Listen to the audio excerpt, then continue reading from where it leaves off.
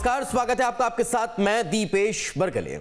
आज बात करने वाले हैं धर्म के मसले को लेकर।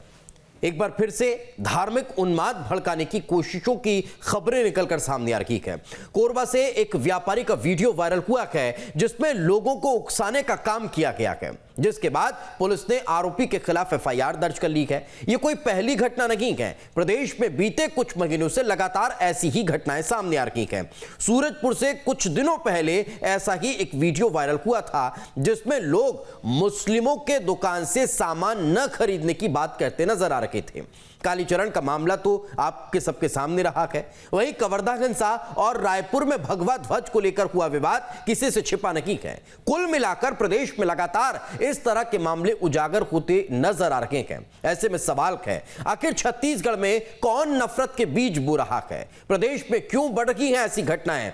ऐसे भाषण संयोग है या फिर किसी प्रयोग का हिस्सा है? ऐसी घटनाओं पर क्या प्रशासन लापरवाह पूर्ण रवैया अख्तियार कर रहा है?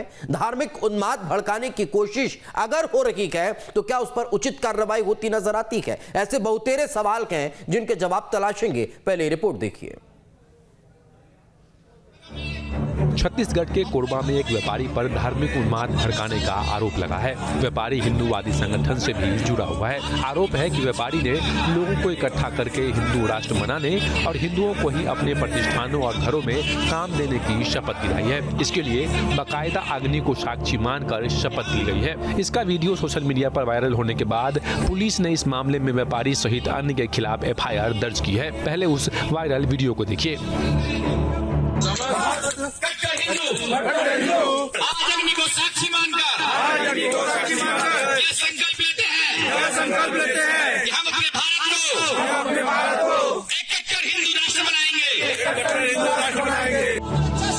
रात में बनाए गए इस वीडियो में कुछ लोग आग जलाकर गोला बनाए खड़े दिखाई दे रहे हैं। इसमें एक व्यक्ति स्पीकर के माध्यम से बाकी लोगों को भारत को कट्टर हिंदू राष्ट्र बनाने, हिंदुओं को हर तरह से सामाजिक आर्थिक मदद करने और उनको ही काम देने की शपथ दिला रहा था। वीडियो वायरल होने के बाद ये सवाल उठने लगे हैं कि प्रदेश में लगातार इस तरह की नफरत वाली घटना को आखिर हवा कौन दे रहा है? देखिए, आरएसएस के जिस प्रकार भारतीय जनता पार्टी अनुवांशिक संगठन है, वैसे ही अनेक संगठन हैं जो छत्तीसगढ़ की शांत धारा को आसान करने की कोशिश कर रहे हैं। छत्तीसगढ़ में जो मन के एक समान का नारा बाबा गुरु घासीदास जी दिया है, उस प्रेम संदेश को व्यवस्था के फैलाकर खंडित करने का काम, तोड़ने का काम, सामाजिक समरसता को, सौहार्द को बिगाड़ने का षड्यंत्र भारतीय जनता पार्टी उनके अनुवांशिक संगठन कर रहे हैं। इस वायरल वीडियो पर बीजेपी ने क्या कहा है वो भी सुन लीजिए। ये हिंदू राष्ट्र बनाए जाने की बात नहीं, हिंदुस्तान हिंदू राष्ट्र ही है और हिंदुत्व जो है वो हमारी आस्था का केंद्र है। तो मुझे लगता है कि ये सब चीज़ें जिन प्रदेशों के अंदर में इस तरह की घटनाएं हो रही हैं, ये सरकार को भी इस पर संज्ञान लेना चाहिए। एक वर्ग यदि प्रताड़ित होगा और खासकर बहुसंख्यक यदि भारत देश के अंदर में प्रताड़ित होगा। बहरहाल इस पूरे मामले पर पुलिस ने कई आरोपियों पर कार्रवाई करते हुए एफआईआर दर्ज तो कर लिया, लेकिन सवाल उठता है कि प्रदेश में आखिर लगातार ऐसे मामले सामने क्यों आ रहे हैं? कौन है जो समाज और प्रदेश में जहर फैला रहा है? Team news state.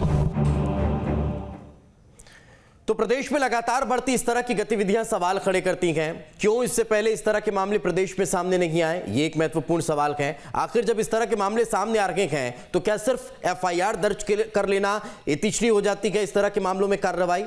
ऐसा नहीं होता है। इस पर एक सवाल खड़ा होता है। आखिर सवाल यह भी खड़ा होता है कि जब लगातार एक के बाद एक इस तरह के मामले निकलकर सामने आ रहे हैं, तब फिर उसके पीछे अगर कोई षड्यंत्र है तो उस पर कार्रवाई क्यों नहीं होती है? उस षड्यंत्र को उजागर क्यों नहीं किया जाता है? ऐसे कई सवाल हैं। ऐसे असंख्य सवालों का जवाब आज हम इस चर्चा में ढूंढने की कोशिश करेंगे। डॉक्टर सत्यप्रकाश शर्मा जी हमारे साथ जुड़ चुके हैं, वरिष्ठ पत्रकार हैं। सर, बहुत बहुत स्वागत है आपका। अमित चिमनानी जी हमारे साथ जुड़ चुके हैं, बीजेपी के वरिष्ठ नेता हैं। अमित जी, आपका बहुत बहुत स्वागत है।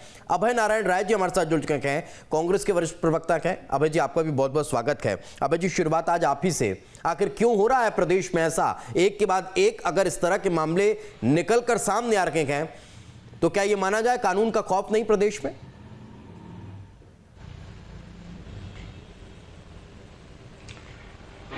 दीपेश जी, छत्तीसगढ़ की धरती पंडित सुंदरलाल शर्मा की धरती है।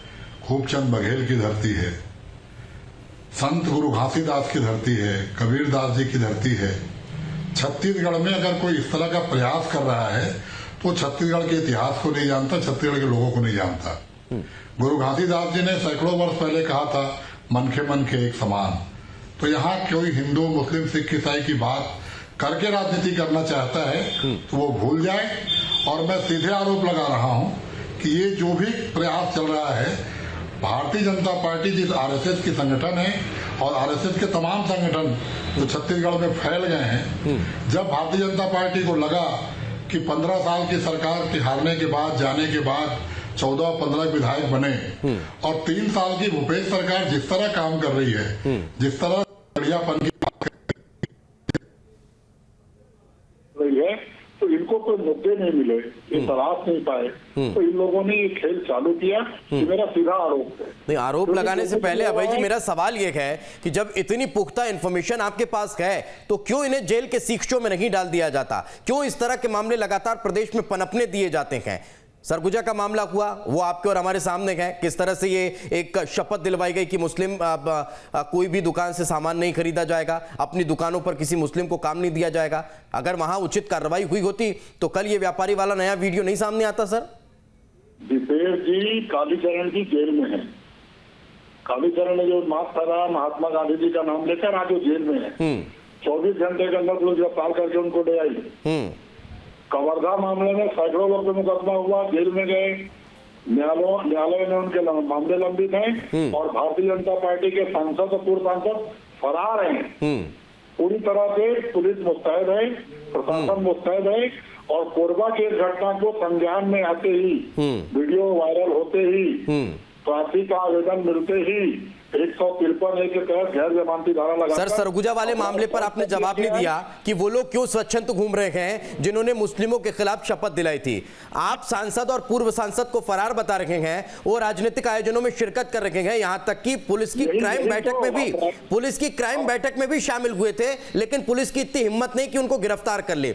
तीसरा सवाल ये, सुन लीजिए सर, सुन लीजिए अभय जी, तीसरा सवाल ये कि आप जिस मसले का जिक्र कर रहे हैं, एक के बाद एक आपने तमाम मसले खुद गिना दिए हैं, अगर ये प्रदेश में बढ़ रहे हैं तो क्या माना जाए सर? किसकी नाकामी है? क्यों हम इन पर अंकुश नहीं लगा पा रहे? ये नाकामी भारतीय जनता पार्टी की जनता के बीच में नहीं है। भारतीय जनता पार्टी के लोग अब दूसरे रास्ते से उन्माद फैलाकर प्रदेश को अशांत करना चाहते हैं, लेकिन सरकार, प्रशासन और तमाम वो लोग जो तो क्या सर हम इन्हें गिरफ्तार करने में नाकाम हैं? क्या हम इनके खिलाफ कार्रवाई करने में नाकाम हैं? जिस तरह से प्रदेश की पुलिस ने कालीचरण को 24 घंटे के अंदर जेल के सीखचों में डाल दिया, इस तरह के उन्माद फैलाने वालों को नहीं डाल सकते? बिल्कुल, आप देखिएगा बहुत जल्द वो अंदर रहेंगे। कोरबा की घटना की आज FIR हुई है, बहुत जल्दी उनके सर सरगुजा वाले आज भी घूम रहे हैं, कवर्धा वाले आज भी 9 लोग उन्हीं धाराओं के तहत जिन पर केस है उनके खिलाफ पुलिस अब वारंट तहसीलदार को जारी कर देती है कि इनकी संपत्ति की जांच कर लीजिए। वो जब होता है जब उन्हें गिरफ्तार करने में हम असफल रहते हैं या वो फरार होते हैं। जो घूम रहे हैं प्रदेश में उनके खिलाफ हम इस तरह की कार्रवाई कर रहे हैं, इसीलिए सवाल खड़े होते हैं। सर बिल्कुल असफल नहीं है, पूरे प्रयास हो रहे हैं, वारंट होंगे। जो मौके पे गिरफ्तार हुए गिरफ्तार हो गए, उनके मामले में चल रहे हैं और बहुत जल्द सांसद पूर्व सांसद गिरफ्तार होंगे। लेकिन प्रश्न यह है कि छत्तीसगढ़ में ऐसे लोगों को राजनीतिक संरक्षण कौन दे रहा है? कौन पार्टी उनके लिए जुलूस निकालती है? तो वही तो मैं कह रहा हूं ना कि सर उनके खिलाफ कार्रवाई क्यों नहीं हो रही है? इसको राजनीतिक रंग देने की कोशिश कौन? नहीं, आप अगर कह रहे हैं, मैं खुद भी, चलिए मैं आपकी बात में बात मिला रहा हूं, अगर आप कह रहे हैं कि भारतीय जनता पार्टी इस पे समर्थन कर रही है, तो जो लोग समर्थन कर रहे हैं सर उनके खिलाफ भी FIR दर्ज करिए ना। आपने सिर्फ उस व्यापारी के खिलाफ FIR दर्ज की जो शपथ दिलवा रहा था। जो 25 से 50 लोग वहां पर एकत्रित थे उनके खिलाफ FIR क्यों नहीं? जो इसके पीछे षड्यंत्र रच रहे हैं उनके खिलाफ FIR क्यों नहीं? देखिए FIR में लिखा हुआ है अन्य में 25-50 100 कितने भी आएंगे, जो वहां रहेगा। अरे सर आप तो नाम ले रहे हैं प्रदेश भारतीय जनता पार्टी का, तो प्रदेश भारतीय जनता पार्टी के मुखिया के खिलाफ FIR कर दीजिए अगर आपके पास पुख्ता सबूत है तो। वो भी समय आ रहा है, जनता सब कुछ देख रही है। वो भी ठीक। समय आ रहा है कि जो उनको बचाने आएगा और जो उनके साथ रहेगा उनके ऊपर वैधानिक कार्रवाई होगी। संविधान से और कानून से ऊपर कोई नहीं है। सिर्फ बोलने की बात होती है सर, होती दिखाई देती नहीं है। मैं लौट रहा हूं आपके पास, अमित चिमनानी जी हमारे साथ। कानून का राज चलेगा। ठीक है सर, लौट रहा हूं आपके पास। कई और महत्वपूर्ण सवाल रहेंगे अभय जी। अमित चिमनानी जी हमारे साथ मौजूद गए। अमित जी, इस पूरे षड्यंत्र के पीछे भारतीय जनता पार्टी है, ये कहना है अभय नारायण राय साहब का। ये लगातार कांग्रेस का एहतियार की गया कि प्रदेश में इनके पास कुछ बचा नहीं, इसीलिए इस तरह इसके हथकंडों को अपनाकर प्रदेश में जो शांत वातावरण है उसको अशांत करने की कोशिश है। अमित जी, क्या कह देने से चीजें हो जाती हैं? इतना ही काफी होता है कहना। उसी को एविडेंस माना जाता है, उसी को कोर्ट में फैक्ट माना जाता है। मैं कह देता हूं इसके पीछे अभय जी और कांग्रेस पार्टी का हाथ है। मैं कहता हूं कि बहुसंख्यकों का अपमान, उनकी संस्कृति का अपमान, उनकी धार्मिक स्वतंत्रता को छीनने का काम कांग्रेस पार्टी कर रही है। और ये मैं सिर्फ कह नहीं रहा हूं, उसके पीछे तथ्य भी दूंगा। बड़ी बड़ी बातें कांग्रेस के प्रवक्ता अभी कहते हुए सुनाई पड़ रहे थे। तब कहां थे अभय जी आप, जब कवर्धा के मसले पर एक विशेष समाज के लोग पुलिस के साथ तलवारें लहरा रहे थे और धमकियां दे रहे थे? कितने लोगों के खिलाफ आपने एफआईआर कर दी है? 21 साल का छत्तीसगढ़ का इतिहास है। आज तक हमने, आपने दीपेश जी, शायद ही इस प्रकार की घटनाएं सुनी हैं कि कोई एक ग्रुप है जो पीड़ित है, परेशान है और वो इस प्रकार की बातें कर रहा है। क्यों ये माहौल बन रहा है, इसका सरकार के पास जवाब नहीं है। सरकार का काम ये नहीं होता कि आप हर चीज का जो ठीकरा है आप विपक्ष पे फोड़ दीजिए। ये एक ऐसी सरकार है जो किसी भी चीज की, दीपेश जी, जिम्मेदारी लेना ही नहीं चाहती। नहीं, लेकिन अमित जी आप अपनी बात रखिएगा। लेकिन सरगुजा और हाल ही में ये जो एक और नया वीडियो सामने आया, क्या यहाँ वाकई में इस तरह की कोई तस्वीरें निकलकर सामने आई? यहाँ बहुसंख्यक बहुत परेशान और प्रताड़ित हैं जो इस तरह के वीडियो, अब माफ कीजिएगा, इस तरह की शपथ दिलवाने की जरूरत पड़ रही थी? नहीं, मुझे एक बात बताइए कि जो इससे पहले की घटना थी उसकी तो हिस्ट्री हम लोगों को मालूम है कि क्या घटना हुई थी। मारपीट हुई थी वहां पर, एक समाज के लोगों ने दूसरे समाज के लोगों के साथ मारपीट की, अन्याय किया और उसके बाद पुलिस में शिकायत दर्ज की गई। लेकिन यहाँ की पुलिस जो है वो हिंदुओं की नहीं सुनती है, ना सुन रही है। ये एक प्रमाणित फैक्ट हो गया है। कवर्धा मामले पर भी देखिए किस प्रकार से बेजबरन का 70-80 लोगों को 1.5-2 महीना अंदर किया गया। आप देखिए इससे पहले की जो घटना थी, हिंदुओं ने शिकायत की लेकिन यहाँ पर पुलिस प्रशासन ने कार्रवाई नहीं की, उसके फलस्वरूप ये वीडियो आया। देखिए कहीं ना कहीं पुलिस प्रशासन का एक बड़ा फेलियर सामने आ रहा है और मैं ये मानता हूं कि ये पुलिस खुद नहीं करती है। पुलिस को कभी भी ये अभय जी ने जो आरोप लगाया आप लोगों के ऊपर, कर लेता तो बड़ी कृपा होती है आपकी, दीपेश जी। नहीं, मैंने अभय जी से भी इसी तरह क्रॉस क्वेश्चन किए सर। मैं इसीलिए, क्योंकि अगर हम बीच में सवाल करते रहेंगे तो वो सारी चीजें निकलकर सामने आती रहेंगी। मैं इसलिए वो सवाल कर रहा हूं अमित जी कि अभय जी ने जो आरोप लगाए हैं आप लोगों के ऊपर, भारतीय जनता पार्टी के ऊपर, वो इस लिहाज से लगाए जा रखे हैं क्योंकि अगर कालीचरण का मामला है तो उसमें भारतीय जनता पार्टी कहीं समर्थन करती नजर आई, कवर्धा का मामला है उसमें बीजेपी समर्थन करती नजर आई, अब ये जो मामला निकल कर सामने आया इसमें बीजेपी समर्थन करती नजर आ रही है। तो वो कह रहे हैं ना कि आप लोगों की शाह पर इस तरह की घटनाएं निकलकर सामने आ रही है। थोड़ा सा स्पष्टीकरण दे रहा हूं आपको। जी। कवर्धा मामले पे बीजेपी ने अन्याय के खिलाफ आवाज उठाई थी। ये कहां पे प्रमाणित हुआ कि बीजेपी ने गलत लोगों के साथ दिया है? और कौन गलत था उस मामले में, ये कहां पर प्रमाणित हुआ? कहीं पर नहीं हुआ है। नंबर 1 बात। नंबर 2, कालीचरण जी वाले विषय पर भारतीय जनता पार्टी के तमाम नेताओं ने ये कहा कि उनका वक्तव्य किसी भी तरीके से एक्सेप्टेबल नहीं है, लेकिन जो प्रक्रिया हुई उसके खिलाफ विपक्ष ने बात बोली कि किस प्रकार से धर्म संसद का आयोजन ही कांग्रेस के नेताओं ने किया। वहां मुख्यमंत्री आने वाले थे, कांग्रेस के जो खुद के विधायक रहे हैं वो संरक्षक थे, कालीचरण जी नहीं बोलना चाहते थे, उनको बोलने के लिए मजबूर किया गया।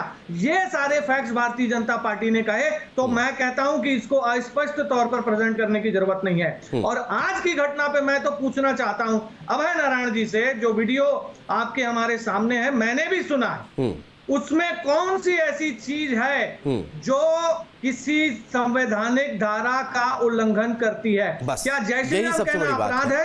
मैं 1 मिनट बात कर रहा हूं। जी संक्षेप आप अपनी बात खत्म करिए, मैं फिर डॉक्टर साहब का रुक करूंगा। क्या जय श्री राम कहना अपराध है? जी। या अपने मन में ये इच्छा रखना कि मेरा राष्ट्र हिंदू राष्ट्र हो, ये मन में इच्छा रखना अपराध नहीं है। या मैं अपने दुकान में किसको नौकरी पे रखूंगा, किसके साथ मैं व्यापार करूंगा, इसको कहना भी कोई अपराध नहीं है। उनको आतंकवादी के तौर पर प्रेजेंट नहीं करना चाहिए जो लोग वीडियो में ये कहते हुए सुनाई दे रहे हैं। इसी पॉइंट को आगे बढ़ाता हूं अमित जी, मैं यही चाह रहा था कि ये पॉइंट अगर आ जाएगा तो फिर डिस्कशन थोड़ा सा और व्यापक होगा। डॉक्टर सत्यप्रकाश सर, नहीं बिल्कुल सर, डॉक्टर सत्यप्रकाश सर, यही सबसे बड़ी बात है और ये आज से नहीं हुआ। देश के राजनीतिक इतिहास को अगर हम उठाएंगे तो हम ये पाते हैं कि जब देश में हम वोट बैंक के ध्रुवीकरण का जिक्र करते हैं तब फिर क्या इस तरह के मामलों को अब गलत ठहराना सही होगा? क्यों? क्योंकि अगर हम ये कहते हैं कि हम मुसलमान लीडर हैं और हम ये चाहते हैं कि पूरी मुस्लिम कम्युनिटी एक मत को कर हमें मत दे तो फिर ये भी जायज है। अगर हम कहते हैं कि दलित समाज एक मत को कर दलित को समर्थन करें तब फिर ये भी जायज है। अगर हम कहते हैं कि ओबीसी वर्ग एक मत को कर ओबीसी को समर्थन करे तब फिर ये भी जायज है। अगर हम कहते हैं कि तमाम हिंदू एक होकर हिंदू को समर्थन करें तो फिर ये भी जायज है। सर कहां गलत है डॉक्टर सत्यप्रकाश जी? दीपेश जी, आपने डिबेट को बहुत अच्छे मुकाम पर लेके आए हैं। देखिए, एक चीज बताऊं कि हम डेमोक्रेटिक स्टेट में रहते हैं, मतलब देश में रहते हैं, और हमारी डेमोक्रेसी का जो जिसको कहें एक फॉर्मूला है वो कहीं ना कहीं संविधान की प्रस्तावना है। संविधान की प्रस्तावना में मेंशन है पथ निरपेक्ष लोकतांत्रिक गणराज्य की स्थापना। गणराज्य लोकतांत्रिक हो यानी डेमोक्रेटिक हो। डेमोक्रेसी तभी होगी जब हम उसमें पंथ निरपेक्ष होंगे। आपने कुछ कास्ट के बारे में कहा, कम्युनिटीज के बारे में कहा, ठीक है वो बात, लेकिन पंथ निरपेक्ष ये तो कहीं नहीं कि अगर हम संविधान की आत्मा पर चोट मारते रहें और ये कहते रहें कि हम कहां गलत हैं, तो ये मेरी समझ से तो परे भाई जी। एक बात। दूसरा बात, अगर कोई व्यक्ति कोई व्यापार करता है तो व्यापार करना, देखिए मैं आपको फिर बता दूं, ये जो शरीर है ये सिर्फ हमारा शरीर हमारे हम तक है, ये आत्मा भगवान की है। हमारी जमीन हमारी नहीं है, हमारी प्रॉपर्टी हमारी नहीं है, हमारा व्यापार हमारा नहीं है, हमारा मकान हमारा नहीं है, सरकार का होता है। जब चाहे सरकार तब ले लेती है। यानी हम कोई भी व्यापार करते हैं, ये कानून बात कह रहा हूं, आप जैसे कोई लीज लेते हैं, लीज में आपका खुद का खेत है और उसकी जमीन में सोना है, आप कह दो सोना तो हमारा है, क्या वो आपका सोना है? क्या भले ही आपके नाम लीज है, आप उसके पोजीशन आपके पास है, लेकिन आप उसके मालिक नहीं है। मालिक पूरा देश है, और देश है तो डेमोक्रेसी है। तो आप ये नहीं कह सकते कि हम अपने व्यापार में, अपने उद्योग में एक वर्ग विशेष को रखेंगे, एक वर्ग विशेष को नहीं रखेंगे। ये पंथ निरपेक्ष राष्ट्र है, ये हिंदू राष्ट्र नहीं है। नहीं तो फिर ये जो थ्योरी है ये हर वर्ग के लिए लागू होती है, ये सभी के लिए? बिल्कुल, मैं आ रहा हूं, एक तरफ नहीं बोलता हूं, मैं वो भी आ रहा हूं।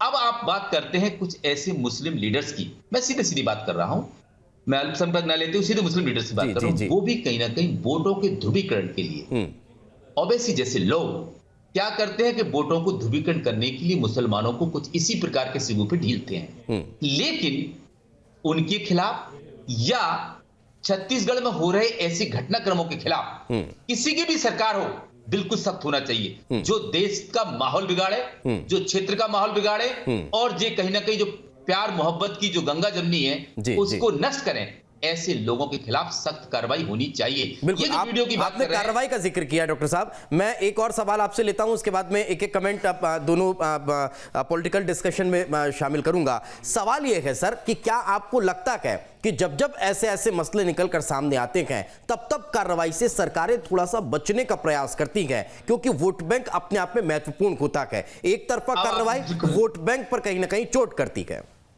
देखिए, बिल्कुल दीपेश जी, थोड़ा सा सुनना पड़ेगा आपको। जी जी जी। एक्चुअली क्या है कि जिस आइडियोलॉजी पर डिपेंडेंट ये वोट बैंक है, जिस प्रकार की ये वीडियोस आ रहे हैं या कोई क्लिपिंग्स आ रही हैं, ये कहीं ना कहीं बहुसंख्यक लोगों का हिमाकत करने वाले लोग हैं।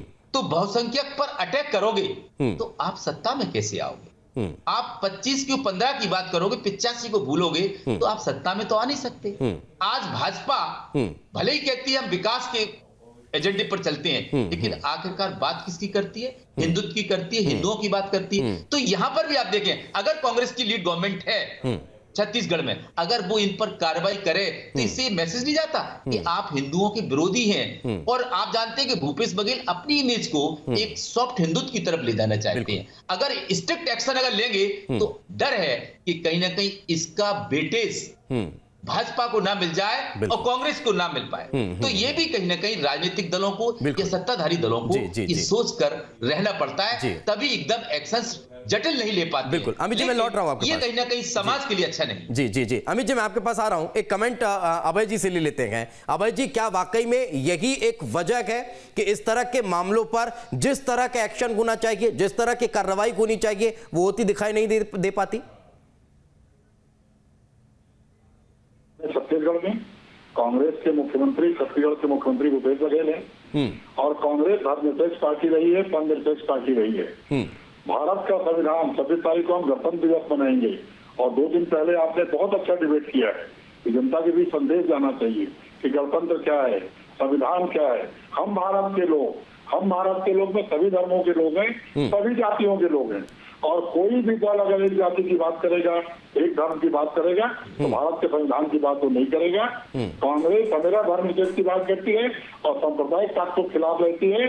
कोई भी सांप्रदायिक ताकत अगर छत्तीसगढ़ में सिर उठाएगी तो उसी तरह उसको संवैधानिक कानून के दायरे में लाया जाएगा और कालीचरण की तरह वो जेल में पाया जाएगा। चाहे आप कहीं से कोई बात फैलाने की कोशिश करें। भूपेश बघेल सरकार अगर साफ है तो सरकार चलाने के लिए सारी तन्मयता के साथ पूरी। ठीक है, वो कब होगा ये एक बड़ा सवाल है। अमित जी, एक लास्ट कमेंट आपका। निरपेक्ष होती कांग्रेस पार्टी तो जो कवर्धा में भगवा ध्वज का अपमान हुआ उसका जिसकी जिम्मेदारी थी उसको गिरफ्तार करती, उस घटना का विरोध करने वालों को गिरफ्तार किया। हमारे आदरणीय पत्रकार यहां बैठे हैं, मैं उनको बता दूं, छत्तीसगढ़ में हिंदुओं पर कार्रवाई हुई है। यहाँ की सरकार खुले रूप से हिंदुओं के ऊपर दमन की, प्रताड़ना की बात करती है और ये वीडियो भी आप देख लीजिए जिसके बेस पर एफआईआर हुई है। एफआईआर जैसा आप किसी के विचार से सहमत असहमत हो सकते हैं कि इसको ये बोलना चाहिए, इसको नहीं बोलना चाहिए, लेकिन वो चीज अपराध नहीं थी। अगर ये कहना मैं जय श्री राम कहूं ये अपराध नहीं है, मैं ये कहूं कि मेरा राष्ट्र हिंदू राष्ट्र होना चाहिए ये अपराध नहीं है, मैं ये कहूं कि मेरे दुकान में कौन आएगा ये अपराध नहीं है। सहमति असहमति हो सकती है। छत्तीसगढ़ में लगातार हिंदू समाज को सर कार्रवाई करके बताइए ना अभय जी, समर्थन तो दुनिया कर रही है लेकिन क्या उस तरह की कार्रवाइयां हो पा रही है, ये सबसे महत्वपूर्ण सवाल है। समय का अभाव है सर, समय का अभाव है अभय जी, बहुत बहुत शुक्रिया। हो सकता है अगर संभव रहा तो फिर हम इस पर चर्चा करेंगे कभी। बहुत बहुत शुक्रिया आप तीनों मेहमानों को हमारे साथ चर्चा में जुड़ने के लिए। लेकिन अब देखने वाली बात होगी कि लगातार अगर इस तरह की प्रतिक्रियाएं निकलकर सामने आ रही है तब फिर किस तरह की कार्रवाई होती है। दीजिए इजाजत, नमस्कार।